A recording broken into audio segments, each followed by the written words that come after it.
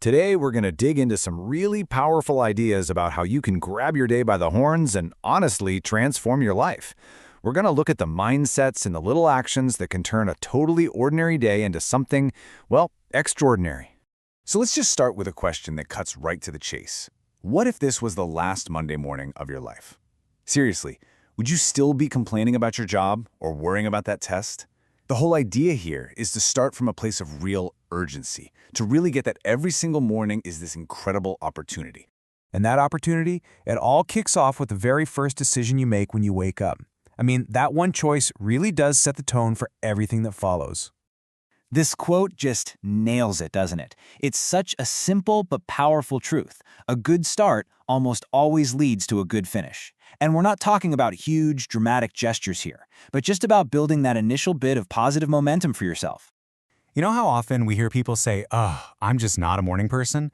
Well, this whole perspective is here to challenge that idea. To reframe it as what it really is, it's a choice. You get to decide how you're going to show up each and every day. And this right here is the core message. It's all about your own personal power, your agency. Your strength isn't found in your circumstances, but in your choice to just get up and push forward, no matter what happened yesterday. That is your greatest gift. So the big takeaway from this first part is super simple. Your day, and by extension, your entire life, it all starts with a conscious choice. And you own that decision. Okay, so you've got the mindset locked in. How does that turn into a real practical strategy? You've made the choice to start your day right. But how do you get ready for the reality of what's coming? Well, you build your armor. Now, I know that sounds a little intense, right? The war starts. But just think about it for a second. The moment you step out that door, you're going to run into disappointments, challenges, things that are totally out of your control. That's just life. So you've got to be ready for it. And here is the solution. Your morning isn't just about slamming coffee and waking up. It's this strategic time to build your mental and emotional defense for that war ahead. It's totally proactive, not reactive. This armor, it creates what you could call a resilient bubble around you. A consistent routine gives you a buffer, you know? It's that personal time that strengthens you, so when the day starts throwing punches, and it will, you're not just trying to survive, you're actually resilient. So how do you build it? It can be this simple. It's not about some super complicated, hour-long routine you'll never stick to. It's about presence, about your breath, and about gratitude. It's about finding beauty in the smallest things, like watching the sunrise. These simple acts, these are the real building blocks of your daily armor. The key idea here is that your morning routine is your proactive defense against whatever the day throws at you. Okay, so you're armored up, you're ready to go. But what happens when you inevitably trip up? Because, let's be real, you will. We all do. And that brings us to our next huge idea, completely transforming your relationship with failure. I mean, what a powerful statement.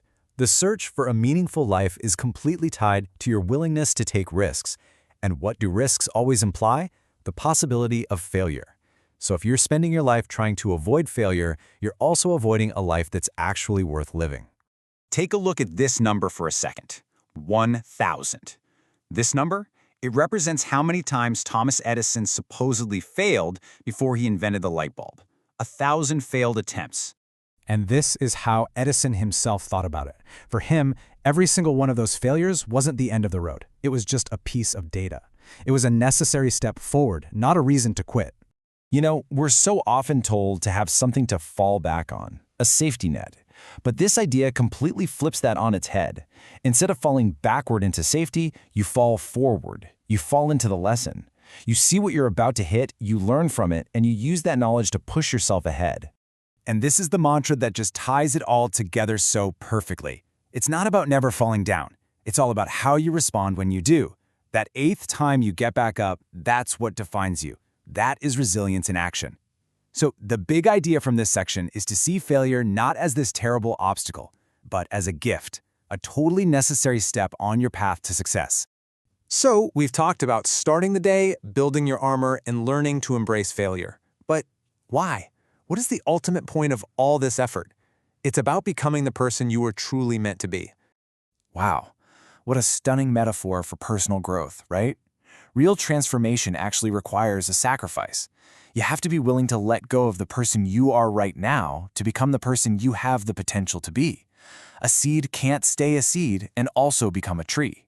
So transformation isn't just about making a few small tweaks here and there. It's this profound, radical shift in your direction. It's about unlocking a potential that was always there inside you, just waiting for you to grow into it. This is such a critical distinction.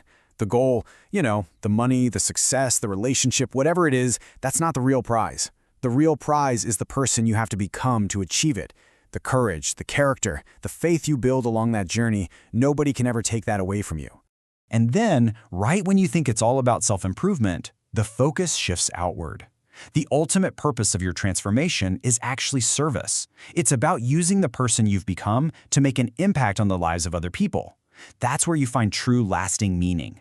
The takeaway is that all this personal growth finds its highest purpose when it's used to lift other people up.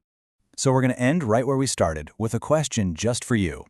Thinking about everything you want for your life, where are you supposed to be? And what's the one decision you're going to make tomorrow morning to start getting there?